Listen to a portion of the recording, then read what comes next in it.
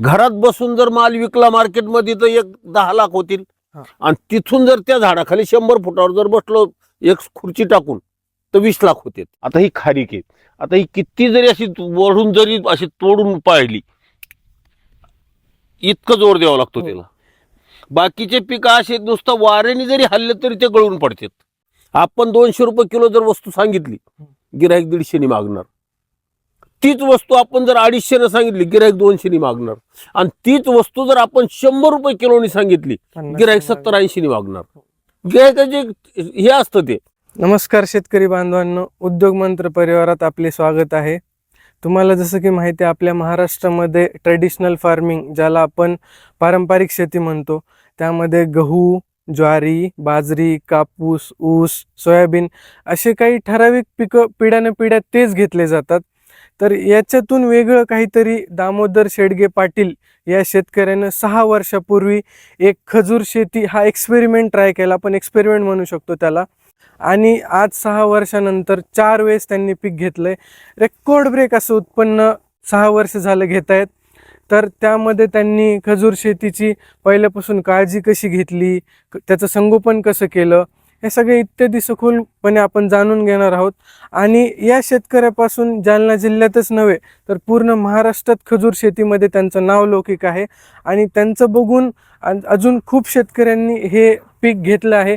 तर मग आजच्या व्हिडिओमध्ये आपण खजूर शेतीचं संगोपन कसं करावं, त्याची वाढ कशी करावी, अशा प्रत्येक बाबी जाणून घेणार आहोत. चला तर मग दामोदर शेडगे पाटील हे शेतकरी काय म्हणतात आपण जाणून घेऊया. दादा, उद्योग मंत्र परिवारात आपले स्वागत करतो. शेतकरी बांधवांना आपला परिचय सांगा. माझं नाव दामोदर पाटील शेडगे, राहणार तनवाडी, तालुका घनसावंगी, जिल्हा जालना. तर आता आपल्या महाराष्ट्रामध्ये आपल्याला बघायला मिळतं की जे ट्रेडिशनल फार्मिंग म्हणतो, ज्यालाच आपण पारंपरिक शेती म्हणतो, असे हेच पिकं आपल्याला सगळ्या महाराष्ट्रामध्ये प्रामुख्याने पाहायला मिळतात. पिढ्या तेच चालत आलंय. तर हे आगळा वेगळा कन्सेप्ट आहे खजूर शेती जे म्हणतो आपण बघतोय. तर हे तुमच्या लागवड करण्याची त्या काळी आयडिया कशी आली तुमच्याकडं? याची आयडिया येण्याचं कारण, मी एका कारखान्याच्या समोरून जात येत असताना बरोबर त्या कारखान्यासमोर हे झाडं लावलेली होती. पण ते लहान असताना ते असे छोटेसे असताना म्हणजे शो सारखे वाटायचे. मग ते सतत 2-3 वर्षांनी 6 महिन्यांनी अशी तिथून चक्र असते कारखान्यासमोरून. ते 3 वर्षानंतर परत जायची वेळ आली. तिथून ज्यावेळेस जायची वेळ आली तर त्यावेळेस त्या झाडाला एकदम हे असे घोस दिसले. आधी 2 वर्ष ते शो सारखे वाटले. पण नंतर हे असे घोस दिसल्याच्या नंतर म्हणलं अरे हे काहीतरी उत्पन्नाचे, हे शोचे झाडं नाहीत, असं डोक्यात विचार आला. आणि मग उत्पन्नाचे म्हणल्याच्या नंतर म्हणलं आपण आतमध्ये जाऊन चौकशी करावं हे काय उत्पन्न येतं. मग आतमध्ये जाऊन कारखान्यात जाऊन चौकशी करायचं ठरवलं. मग जो माणूस याची तो त्या शेतीची देखभाल करत होता त्याचा पत्ता घेतला, त्याचा फोन नंबर घेतला. आणि मग नंतर त्याच्याकडून 1-2 मिनिटात त्यांनी मला माहिती सांगितली की हे पीक असं आहे म्हणून. त्यांनी फक्त कसं आहे की बा याला खत लागत नाही, याला औषध लागत नाही, याला खुरपण लागत नाही, आणि याला कुठली आपत्ती येत नाही, कुठली फवारणी नाही, काही नाही. त्याच्यामुळे हे भरपूर उत्पन्न देणार आहे. तेवढ्यावरून ते मी इतकं डोक्यात फिट बसलं माझ्या की म्हणजे ते लक्षात एकदम बसून गेलं की नाही हे उत्पन्न घ्यायला चांगलं आहे. आपण आता चहा घेताना तुम्ही बोलता म्हणलात की हे पीक खूप रगील आहे. तर नेमकं तुम्ही असं का म्हणलात? नेमकं हे झाड मजबूत आहे की हे याच्या मागं काय कारण काय? त्याचं रगील म्हणण्यामागचा हेतू एक आहे त्याचा की त्याला एक तर पाणी कमी लागतं. मुळात कसली बी जमीन चालते त्याला.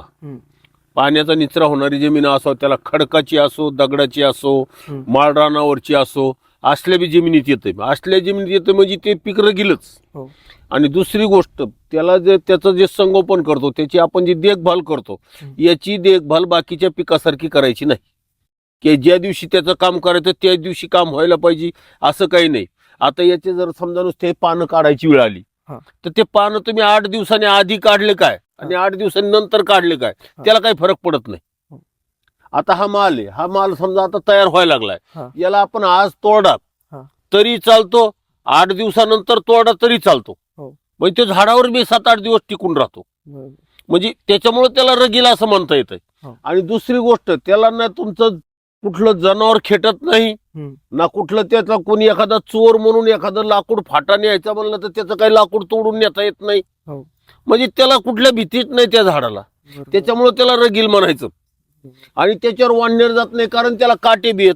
ते त्याचं स्वतःच देखभाल, स्वतःच राखण त्याची स्वतःच करता येते. त्याच्यावर फळं असताना काही एखादं वाढण्यार जाईल किंवा एखादं माकड जाईल असं बी काही भिवू नये. त्याच्यामुळे त्याला. आणि एक विषय आता हे दाखवतो मी तुम्हाला. आता ही खारीक आहे. आता ही किती जरी अशी वळून जरी अशी तोडून पाहिली, इतकं जोर द्यावा लागतो त्याला. बाकीचे पिकं असे नुसतं वाऱ्याने जरी हल्ले तरी ते गळून पडतात. रगील म्हणण्यामागचं कारण ते आहे की ते म्हणजे त्याला जास्त लक्ष द्यायचं नाही, त्याचं सांभाळ करीत बसायचं काम नाही. त्याचं विक्री व्यवस्थापन कसं करता? शेतकऱ्यांना उगवता येतं, पिकवता येतं, पण ते त्याची बाजारपेठ कुठे म्हणा किंवा ते विक्री कसं करायचं हे गोष्टी माहीत नसतात. तर त्याच्याबद्दल काय सांगाल तुम्ही? आता हे तुम्ही एक प्रश्न शेतकऱ्याच्या याच्यातून एकदम असा चांगला विचारलाय. सगळ्याच शेतकऱ्याकडे विक्रीचा प्रॉब्लेम आहे. बरोबर. पण प्रत्येक शेतकरी म्हणतो शेतकऱ्याला पिकवता येतं पण विकता येत नाही. आणि हा प्रत्येकच शेतकरी म्हणतो. मग प्रत्येकाने विकत बसायला काय अडचण? बरोबर आहे. पण लोक नुसतं म्हणतात असं. तर याच्या मागे असं आहे, कमीत कमी शेतकऱ्यांनी हे फळपीक आणि भाजीपाला ह्या दोन गोष्टी जर शेतकऱ्यांनी स्वतः पिकवल्या आणि स्वतः जर विकल्या तर तुम्हाला सांगतो शेतकऱ्याला इतका नफा देणारं दुसरं कोणतंच पीक नाही. आम्ही स्वतः इथं स्टॉल लावतो, इथं झाडाखाली, आणि स्वतः बसून विकतो. जर तिथं झाडाखाली बसलो तर मग हे पैसे होणारे वेगळे. आणि तिथून एक 100 फूट अंतरावर घर आहे, तिथं घरात बसलो तर पैसे होणारे वेगळे. घरात बसून जर माल विकला मार्केटमध्ये तर एक 10 लाख होतील. आणि तिथून जर त्या झाडाखाली 100 फुटावर जर बसलो एक खुर्ची टाकून तर 20 लाख होते. हे शेतकऱ्यांनी फरक ओळखून घ्यायला पाहिजे. बघू शकता शेतकऱ्यांनो, या पिकामध्ये तुम्हाला विश्वास बसतोय का? जसं सांगतायत की एका जागी स्टॉल टाकून बसले, आकड्यांवर नका जाऊ, पण एक तुम्हाला आयडिया होऊन जाईल की घरापासून 100 मीटर अंतरावर एक स्टॉल लावून बसले तर तिथं 20 लाख, आणि घरात बसून जर म्हणले तर 10 लाख. आकड्यांवर जाऊ नका, पण एक आयडिया येऊ शकते. आता बरेच लोक येणारे पाहायला भरपूर, आता पूर्ण महाराष्ट्र इथे येऊन पाहून गेलाय, जातोय, दररोज चालूच आहेत गाड्या. आता मला ते म्हणते इथं मार्केट कसं काय आला. मला स्वतःला सुरुवातीला खूप मोठा प्रश्न पडला होता त्याचा. पण ज्यावेळेस मी विक्रीला मांडलं, तिथं मांडल्याच्या नंतर मला पहिल्या दिवशी 400 रुपये विकली. 400 रुपयाचा माल विकला फक्त. दुसऱ्या दिवशी 600 रुपयाचा विकला. तिसऱ्या दिवशी 1100 रुपयाचा विकला. आज रोजी जवळजवळ आता त्याच्यानंतर कंटिन्यू आपला 30, 40, 25, 30, 40 हजार रुपयाचा माल कंटिन्यू दररोज विकतोय. काय म्हणता? म्हणजे मार्केट तयार करणं आपल्या हातात आहे. मार्केट तयार करणं आपल्या हातात आहे. आता हा निव्वळ ग्रामीण भाग आहे आमचा, निव्वळ एक साधा रोड आहे. पण त्या रोडवर एवढं गिऱ्हाईक, म्हणजे कारण मालाची क्वालिटी आपल्या चांगली असेल तर गिऱ्हाईक कुठं बी येत आहे. मला पुण्याहून मागणी येते, मला जालन्याहून मागणी येते, मला औरंगाबादहून मालाची मागणी येते. मी होलसेल मध्ये देतच नाही व्यापाऱ्याला. द्यायचा बी असेल तुला तर म्हटलं जे रिटेल मध्ये जे विकतो त्या भावात न्यायचा असला तर घेऊन जाय. तू तिकडे तू काय भाव विकायचा तर विक, नाही तर घरी खाय. बाजारपेठेबद्दल तर आपण जाणून घेतलं. आता तुम्ही म्हणलात मागवा, हे तुमचं 4थं पीक आहे. तर क्रमशः प्रथम पिकापासून 4थ्या पिकापर्यंत तुम्हाला इन्कम कसं आलं? म्हणजे मला पहिल्या वर्षी जवळपास सगळे झाडाला माल आला नव्हता. पहिल्या वर्षी 2.5 वर्षानंतर पहिलं पीक आलं. तर त्यावेळेस मला कमी जास्त 5 ते 6 टन माल निघाला होता. पहिल्याच वर्षी? पहिल्या वर्षी 5-6 टन माल निघाला. तर कसं असतं, आता शेवटी नवीन पीक आहे आणि एक शेतकऱ्याची एक ती पद्धत असती. पाहुणे रावळे मित्र येणारे जाणारे, दी एक बॉक्स याला, दी एक बॉक्स त्याला, असा करून पहिल्या वर्षी मला 7 ते 8 लाख रुपयाचा माल झालता. म्हणजे कॅश 7-8 लाख रुपयाची तयार झाली. दुसऱ्या वर्षी मला 18-20 लाख रुपये दुसऱ्या वर्षी झाले. दुसऱ्या वर्षी इतकी वाढ. आणि तिसऱ्या वर्षी मला मागच्या वर्षी कंप्लीट 23 लाख रुपयाचा माल माह्यावाला विकला. आणि आता हे 4थं पीक आहे माह्यावालं. ह्या 4थ्या पिकामध्ये मला या वर्षी कमी जास्त 15 टनाच्या आसपास माल यावर्षी निघाल. 15 टन जर माल निघाला तर 25-30 लाख रुपये यावर्षी कुठे गेले नाहीत. बघू शकता शेतकऱ्यांनो, 7-8 लाखापासून ते 30 लाखापर्यंतचा प्रवास फक्त 3 पिकांमध्ये. तुम्हाला विश्वास बसणार नाही, इतकं दादांनी ग्रोथ केली? आम्ही प्रत्येक आम्ही तर आता याच्या व्हिडिओमध्ये सुद्धा सांगतो हा. की व्हिडिओमध्ये सांगतो म्हणजे व्हिडिओमध्ये आवर्जून हे सांगतो की तुम्ही काय करा, प्रत्यक्षात स्पॉटवर या. तुम्हाला जर याचं गणित जर लावायचं असेल, खरं बोलतो का खोटं बोलतो, तर प्रत्येक येणारा माणूस आम्हाला असं सांगतोय तुम्ही व्हिडिओमध्ये जे सांगितलंय त्याच्यापेक्षा जास्त इथं. तर आम्ही हे व्हिडिओमध्ये लाजत लाजत आकडा सांगतो. हो. आता जवळजवळ जर इथे येऊन जर पाहिलं प्रत्येक माणसाने, एका झाडावर 1 क्विंटलपेक्षा जास्त माल आहे. 1.5-2 क्विंटल पर्यंत एका झाडावर माल राहतो. आम्ही यावर्षी आता माल थोडा कमी ठेवलाय, मुद्दामच मालाची साईज वाढवण्यासाठी. आता काय फरक पडतो हे कळलं आम्हाला. पण जर सगळं गणित लावलं, एका झाडावर 1.5-2 क्विंटल माल आहे, आपण 1च क्विंटल धरू, 200 रुपये किलो जातोय हे तुम्हाला पाहायला भेटल. खायला गोड आहे का नाही हे तुम्हाला पाहायला भेटल. त्याच्यासाठी स्पॉटवर या, प्रत्यक्षात पहा. शेतकऱ्यांनो, दादा म्हणाले तसं घनसांगवी पासून एक काही अंतरावर दादांचं फार्म आहे. आणि जर तुम्हाला हे पीक घ्यायचं असेल, त्याच्याबद्दल सगळी माहिती जाणून घ्यायची असेल, तर दादांचा नंबर स्क्रीनवर चालतोय. आणि तुम्हाला एक आयडिया पाहिजे असेल या पिकाबद्दल, तर एकदा अवश्य भेट द्या. तुम्ही प्रत्यक्षात आलात तर तुम्हाला नेमकं याचं संगोपन कसं करायचं आहे, वाढवायचं कसं आहे, त्यातून तुम्हाला इन्कम किती भेटणार आहे, ह्या सगळ्या जास्त गोष्टींचा एक्सपिरियन्स व्हिडिओपेक्षा इथं फील्डवर आल्यानंतर कधी पण अनुभवाच असतं. पण शेतकऱ्यांनी यावा, प्रत्यक्षात पाहावात, आणि पाहिल्याच्या नंतर त्याला खरं चित्र हे खरोखर आहे का, खरंच उत्पन्न एवढं देतंय का, आणि खरंच एवढं उत्पन्न देतंय का, खरंच याची देखभाल करायला जास्त काबाड कष्ट करावं लागतात का, याला काही जास्त खर्च येतो का, नंतर याला कुठलाही खर्च नाही. काय म्हणता, याला नंतर 12 महिने नाही, 30, 40, 50, 60, 70 वर्ष कुठलाही खर्च नाही ह्या झाडाचा. आता फक्त एवढंच आहे की थोडंफार पाणी द्यावं लागतं. तर सगळ्या पिकापेक्षा कमी पाणी लागतं, असं काही लय पाणी द्यावं लागत नाही. त्याच्यामुळं मी म्हणतो शेतकऱ्यांनी ह्या पिकाकडे वळण्याची गरज आहे. आणि हे पीक खूप दिवस चालणार आहे, भरपूर उत्पन्न देणार आहे. आता माझी म्हणजे आपण मधात तुम्हाला सांगितलं होतं रगील कसं आहे, माझी जवळजवळ 30 एकर शेती आहे. 30 एकर शेतीतून सगळ्यात हलकी जमीन ही आहे. हिचं नाव दगडखानी होतं. चिथालचे 4 झाडं मी ब्लास्टिंग घेऊन लावलेले आहेत. प्रत्यक्षात उकरून पाहू आपण आता. म्हणजे इतकं माळ रानावर येणारं पीक, इतक्या हलक्या जमिनीत येणारं पीक, आणि चांगल्या पद्धतीने येणारं पीक, निरोगी आणि कुठल्याही आपत्तीला बळी न पडणारं पीक. दादा म्हणतायत तसं या पिकाबद्दल, हे रगील आहे, याला पाणी खूप कमी लागतं इतर पिकांपेक्षा. ही जमीन एकदम साधी असून दगडखानी काय जमीन म्हणले दादा ही. अशा साध्या जमिनीत सुद्धा इतकं उपजाऊ पीक येऊ शकतं, याच्यावर तुमचा विश्वास आहे का? ते खात्री करण्यासाठी ज्या ज्या गोष्टी दादा बोलले, त्या सगळ्या गोष्टी खात्री करण्यासाठी इथे एकदा या फार्मला व्हिजिट करा आणि सगळ्या गोष्टी कन्फर्म करा. तर दादांना भेट द्यायची असेल तर तुमचा स्क्रीनवर नंबर चालतोय, दादांना कॉल करा, दादा तुम्हाला लोकेशन पाठवतील. तुम्ही या आणि नक्की फार्मला व्हिजिट करा. हे जे खजूर शेती आहे तर किती एकरमध्ये, आणि या शेतामध्ये किती झाडं आहेत? हे पूर्ण टोटल खजुरीचे क्षेत्र 3 एकर आहे. 3 एकर. 3 एकर मध्ये 181 रोप बसले याच्यात. बर. 181 म्हणजे एकरी 60 ते 70 रोप बसते. तसे एकेरी 60 ते 70 रोप बसते त्याच्यात. बरोबर.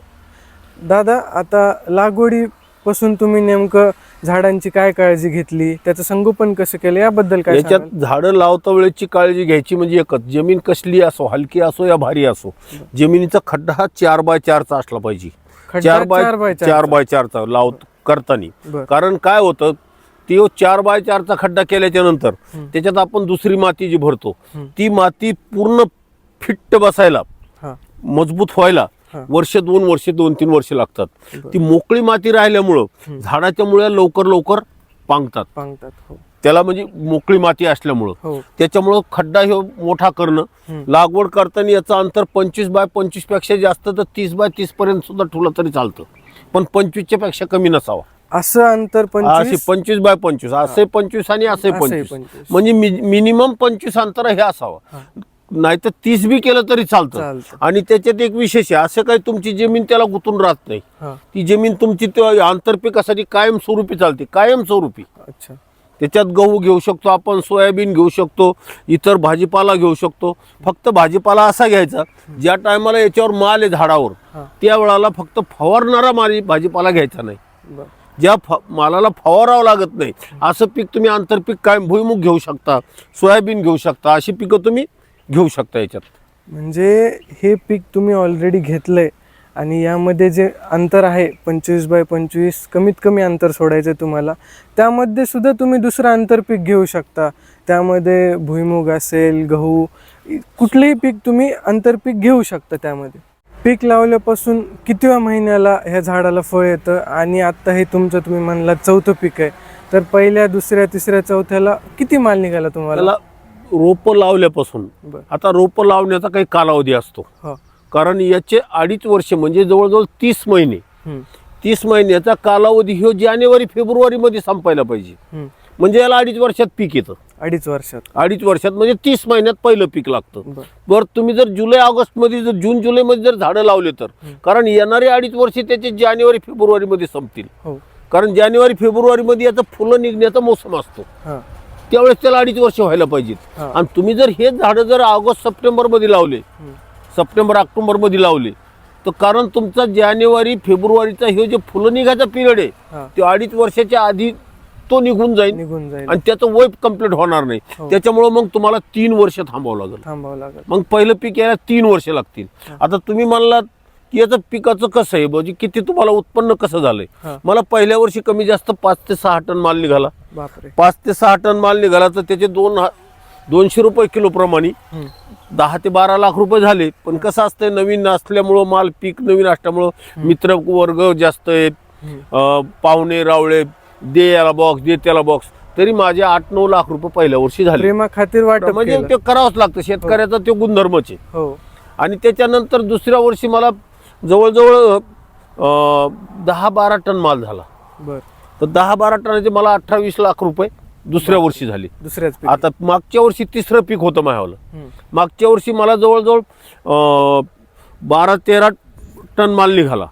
पण असा तसा मिळून सगळं 23 लाख रुपये पूर्ण कॅश मागच्या वर्षी मला मिळाली याच्यात. 23 लाख. आता या वर्षी कमी जास्त 25 ते 30 लाखापर्यंत उत्पन्न हे व्हायला पाहिजे असा माझा एक अंदाज आहे.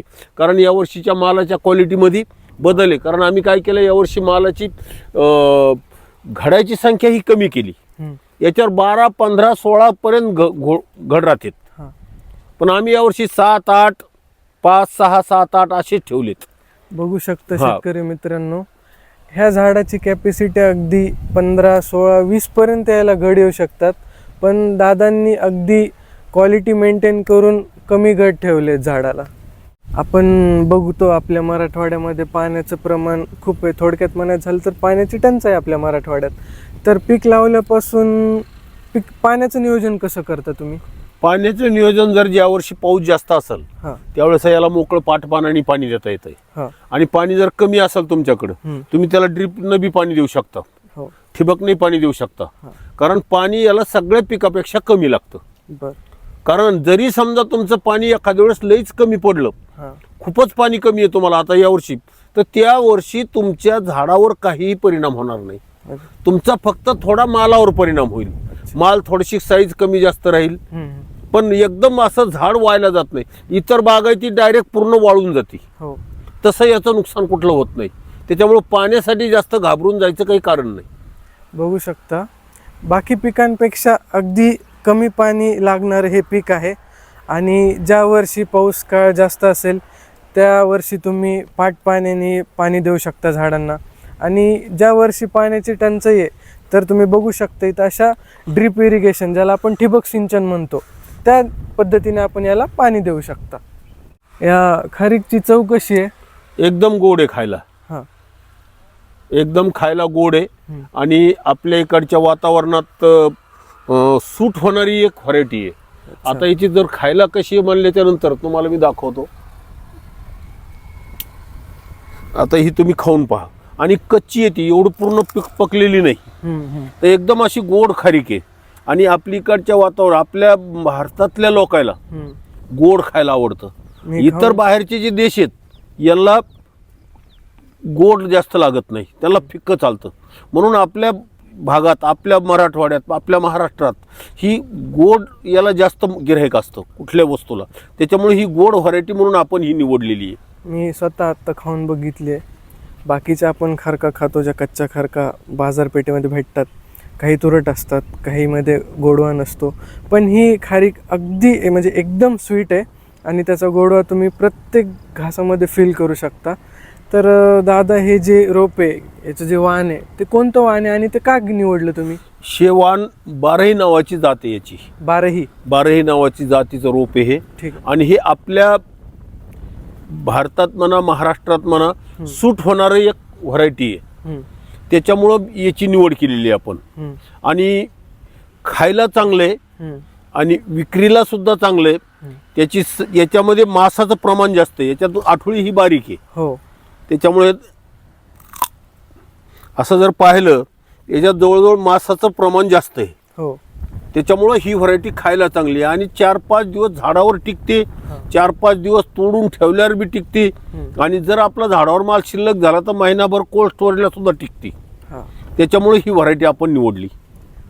हे तोडण्यापूर्वी झाडाला 5-6 दिवस टिकते, जरी तुम्ही तोडली त्यानंतर सुद्धा 5-6 दिवस राहते. आणि जर तुम्ही कोल्ड स्टोरेजला जर स्टोअर करून ठेवलं तर 1 ते 1.5 महिन्यात हे प्रोडक्शन टिकतं, त्याला खराब होत नाही. त्यामुळे हे दादांनी वाण निवडले. हे जे वाण आहे बारही म्हणलं तुम्ही, ते रोप कुठं मिळतं? रोप हे गुजरातमध्ये मिळतं. गुजरातमध्ये 2च कंपन्या आहेत. त्या 2 कंपन्याकडे हे रोप मिळतं. ते त्यांच्याकडे बी ते बाहेर देशातून आयात करतात. इराक, इराण हे ते रोप आहे, टिश्यू कल्चर रोप आहे. हे टिश्यू कल्चर रोप आपल्या इथं नाही तयार होत, हे बाहेरून मागवतात. आणि यांच्या लॅबमध्ये आल्याच्या नंतर हे 1-1.5 वर्ष इथं आपलीकडचं हवामान सेट होईपर्यंत इथं ठेवतात आणि त्याच्यानंतर ते रोप आपल्याला देतात. हे जे बारही नावाचं वाण आहे ते इराण, इराक अशा देशांमधून इम्पोर्ट केलं जातं. आणि गुजरातमध्ये जसं दादा म्हणले तसं टिश्यू कल्चर करून त्याच्यावर प्रोसेस करून आपल्या क्लायमेटला मॅच होण्यासारखं त्याला प्रिझर्व केलं जातं आणि त्यानंतरच आपल्याला ते रोप लावायला निघलं. हे जी खजूर शेती आहे ही आपल्या शेतकरी बांधवांनी केली पाहिजे, नाही केली पाहिजे, किंवा काय केलं पाहिजे? काय संदेश द्याल आपल्या शेतकरी बांधवांना? शेतकऱ्यांनी ही शेती करायला पाहिजे. त्याच्या ताकदीप्रमाणे, त्याच्या हिमतीप्रमाणे कमी जास्त, थोडेफार कमी जास्त झाडं लावून ही शेती करायला पाहिजे. करण्यामागचं कारण एक आहे, हे पीक शेतकऱ्याला धोका देणारं नाही. इतर पिकं भरपूर धोका देणार आहेत. हवेमुळं म्हणा, काही व्हायरस म्हणा, कुठल्याही कारणाने कुठला रोग म्हणा. आणि जरी समजा एखाद्या वेळेस धोका दिलाच, देत नाहीच, तरी सुद्धा त्याच्यासाठी कुठलं 12 महिने खर्च केलेला नाही. त्याच्यामुळं लोकांनी हे पीक लावावं. हे पीक लावल्यामुळं भरपूर उत्पन्न भेटतं, जास्त कष्ट नाहीत, जास्त मेहनत नाही आणि जमीन तुमची त्याच्यासाठी गुंतून राहत नाही. म्हणून मी शेतकऱ्याला एक आव्हान करीन की लोकांनी खजूर हे पीक घेणं खास काळाची गरज आहे. शेतकरी बांधवांना बघू शकता, हे पीक घ्यावं, पण का घ्यावं हे दादांनी सांगितलं. दादा सुरुवातीलाच म्हणले हे पीक रगील आहे, यावर कोणत्याच व्हायरसचा अफेक्ट होत नाही, याच्यावर कोणती रोगराई येत नाही.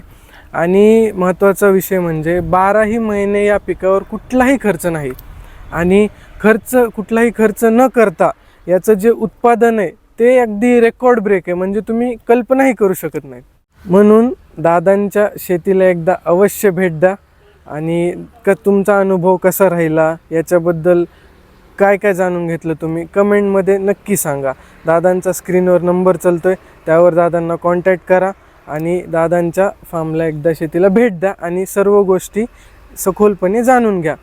आजचा व्हिडिओ तुम्हाला कसा वाटला, तुम्हाला यातून कुठली प्रेरणा भेटली, कमेंट करून नक्की सांगा. पुन्हा भेटू अशाच एका नवीन प्रेरणेसह. तोपर्यंत धन्यवाद. जय जवान, जय किसान.